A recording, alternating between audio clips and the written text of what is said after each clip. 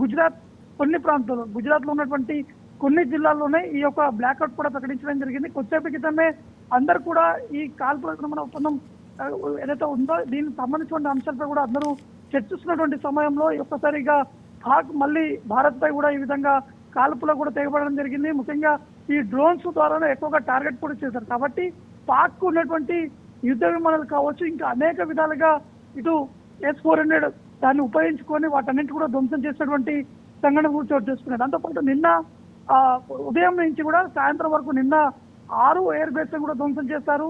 ఈ రోజు ఉదయం 2 ఎయిర్ బేస్ కూడా పాక్ సంబంధించినటువంటి 2 ఎయిర్ బేస్ కూడా భారత సైన్యం కూడా వారు ధ్వంసం కూడా చేసినటువంటి సందర్భాలు నెలకొన్నాయి. కాబట్టి ఖచ్చితంగా మళ్ళీ ఇటు భారత్ పై పాక్ ఈ విధంగా వ్యవహరిస్తుంది కాబట్టి ఖచ్చితంగా వారికి ధీటైనటువంటి సమాధానం కూడా చెప్పేటువంటి అవకాశాలు మాత్రం స్పష్టంగా కనిపిస్తున్నాయి. మరోవైపు ఇటు సరిహద్దులో ఉన్నటువంటి ప్రాంతాలకు సంబంధించినటువంటి వారందరూ కూడా అప్రమత్తంగా ఉండాలి.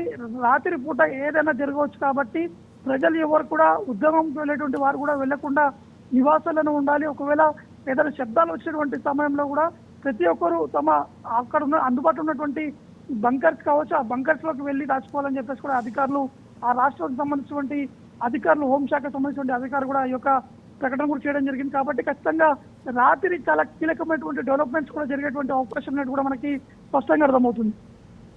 నవీన్, సీజ్ ఫైర్ అంటూనే ఓ పక్కన కాల్పుల ఉల్లంఘనకు పాక్ పాల్పడింది. మరి దీనిపై భారత ప్రభుత్వం ఎటువంటి చర్యలు తీసుకునే అవకాశం ఉంది? ఈ మీటింగ్ లో ఇప్పుడు ఏంటి పీఎం మోదీ నిర్వహిస్తున్న ఈ మీటింగ్ లో ఎవరెవరు పాల్గొంటున్నారు?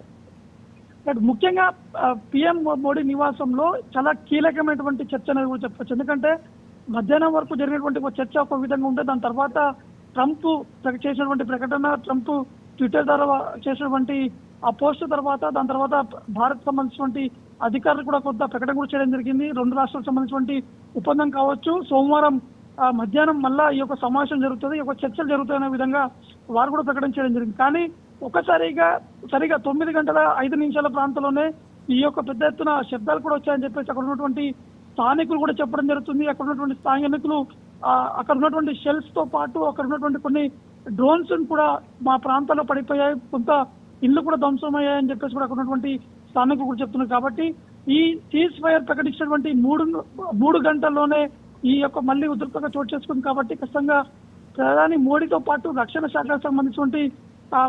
శాఖకు సంబంధించిన మంత్రులతో పాటు అక్కడ ఉన్నటువంటి అధికారులు కూడా పూర్తి స్థాయిలో కూడా వీరందరూ కొంత హైలైట్ కూడా ప్రకటించినటువంటి పరిస్థితులు నెలకొన్నాయి. కాబట్టి ఎట్టి పరిస్థితుల్లో మాత్రం ఇటు ఒకవైపు జమ్మూ కాశ్మీర్ లో ఉన్నటువంటి భారీ పేలులతో పాటు ఉధంపూర్ లో పూర్తి స్థాయిలో కూడా బ్లాక్అవుట్ కూడా ప్రకటించడం జరిగింది. దాంతో పాటు ఎన్ఓసి ప్రాంతాల్లో కూడా అక్కడ ఇంకా ఫైరింగ్ కూడా కొనసాగుతుంది. కాబట్టి ఖచ్చితంగా రాత్రి వరకు కూడా చాలా కీలకమైనటువంటి డెవలప్మెంట్ తో పాటు ఖచ్చితంగా పెద్ద ఎత్తున ప్రకటన అనేది కూడా ఉండేటువంటి అవకాశం కూడా కనిపిస్తుంది. దాంతోపాటు ఇప్పుడు జరిగినటువంటి ఈ కాల్పుల్లో మాత్రం భారత్ చెందినటువంటి BSF ఇన్స్పెక్టర్ కూడా మృతి చెందినట్టు కూడా